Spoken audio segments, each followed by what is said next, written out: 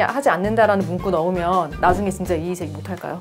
근데 금전 합의 말고 다른 조건을 요구하는 경우도 있어요. 합의를 했는데 나중에 이 사람이 그거 내 서명 아니에요, 위조된 거예요, 이렇게 다투는 경우가 있어요.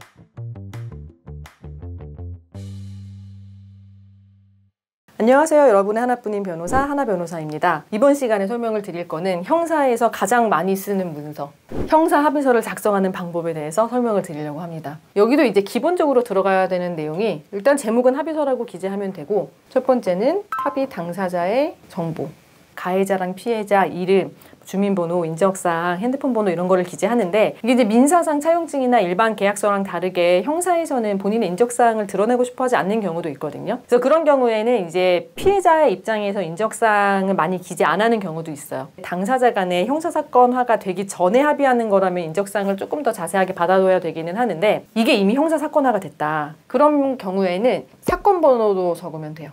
이미 형사사건화가 된 경우에는 사건 번호도 기재를 하시고, 그 다음에는 합의 내용에 대해서 기재를 하면 돼요.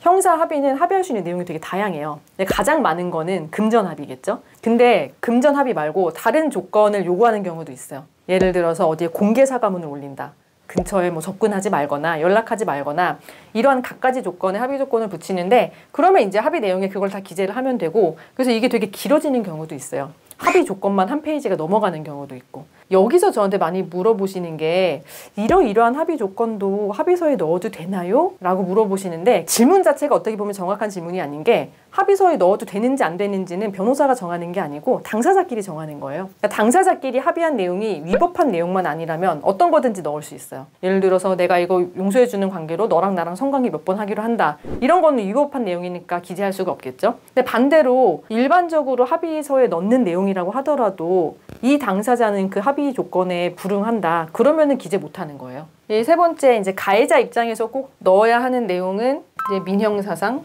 추가로 문제를 삼지 않겠다라는 내용을 넣어두는 게 좋죠. 일반적으로 형사 합의할 때는 이거를 받는 게 가해자의 목적이기 때문에 보통은 이 내용을 포함을 시켜서 합의를 하고요. 근데 이 민형사상 이의제기 하지 않는다라는 문구 넣으면 나중에 진짜 이의제기 못할까요?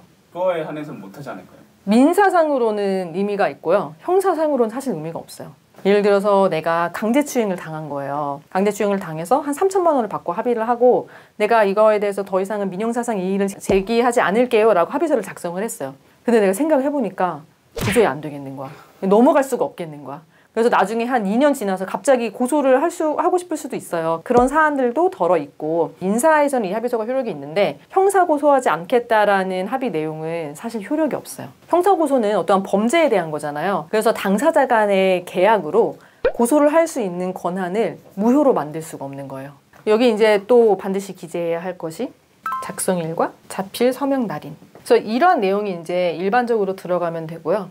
보통은 합의서를 한 부를 작성을 해서 그 한 부를 그냥 수사기관에 제출을 하는 경우도 있고, 두 부 작성해서 나눠 가지는 게 서로 안전하겠죠. 그러면 이 합의서 작성할 때 직접 만나서 해야 되나요? 라고 물어보시는데, 안 만나고서는 이거 서명 날인해가지고 보내주세요 했는데 나는 그 사람 서명인 줄 알고 합의를 했는데 나중에 이 사람이 그거 내 서명 아니에요, 위조된 거예요, 이렇게 다투는 경우가 있으니까 합의는 기본적으로는 만나서 직접 서로가 서명하는 거를 보고 합의를 해야 돼요. 안녕하세요. 여러분의 하나뿐인 변호사 하나변호사입니다. 오늘은 제가 정말 많이 받는 질문에 대해서 아예 그냥 영상으로 설명을 드리려고요. 이게 차용증 작성하는 방법인데요.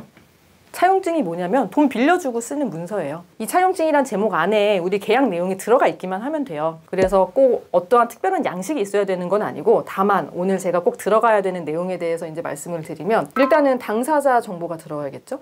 채권자랑 채무자가 누군지, 이름이랑 주민번호, 주소, 연락처 이런 거를 기재를 해야 되고, 대여 계약의 내용에 대해서 써야 되는데, 이거 쉽게 말하면은 어떠한 조건으로 돈 언제 빌려줬는가 이런 거예요. 그래서 내가 언제 돈을 빌려줬고, 그 돈을 어떠한 방식으로 채무자한테 지급을 해줬고, 이 돈 언제까지 갚기로 했고, 그리고 이 돈에 대해서 이자는 얼마로 하기로 했고, 그리고 돈을 갚을 때는 어떠한 방법으로 갚기로 했고, 이거 아주 기본적인 거잖아요. 개인 간에 친구 간에 거래하더라도 이거 당연히 확인하고 하는 계약들이잖아요. 그래서 이러한 내용에 대해서 꼭 반드시 들어가야 돼요. 그리고 이제 플러스 알파로 들어가는 것들이, 만약에 담보를 두는 경우에 담보에 대한 내용, 또는 보증인이 있는 경우에 누가 보증을 서는지 이 보증인에 대한 내용, 이런 내용이 있으면 이제 추가로 들어가면 되고, 이제 자필 서명 날인은 하세요. 마지막에 뭐 아주 큰 계약이 아닌 이상 뭐 사인하거나 도장 찍거나 무인하거나 이런 거를 해야 돼요. 근데 이거는 어떠한 방법으로 하던 자필 서명이랑 날인은 꼭 받아둬야 되는 게 차용증이 있으면은 이게 재판에서 굉장히 강력한 효력을 가지게 되는데 이게 위조되었다라는 주장을 하기도 하거든요.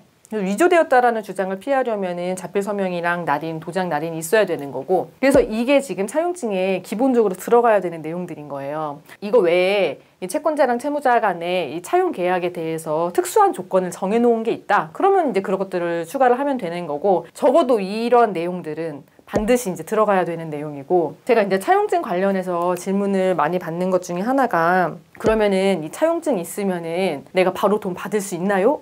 이 차용증이 있다고 해서 법원에서 바로 채무자한테 돈을 뺏어서 채권자한테 주지는 않아요. 이 차용증은 그냥 당사자 간에 작성한 문서인 거예요. 내가 이 차용증을 썼는데 채무자가 차용증 내용을 이행을 안 해요. 돈을 안 갚아요. 그럼 어떻게 해야 되냐면은 민사소송을 해야 돼요.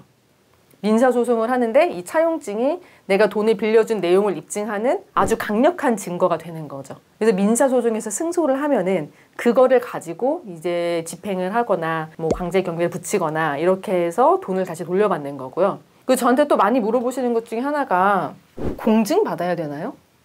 채무자한테 돈이 없으면은 이 공증받은 차용증이 있다고 하더라도 바로 돈을 다 뺏어올 수는 없어요. 자기 명의의 재산이 없으면.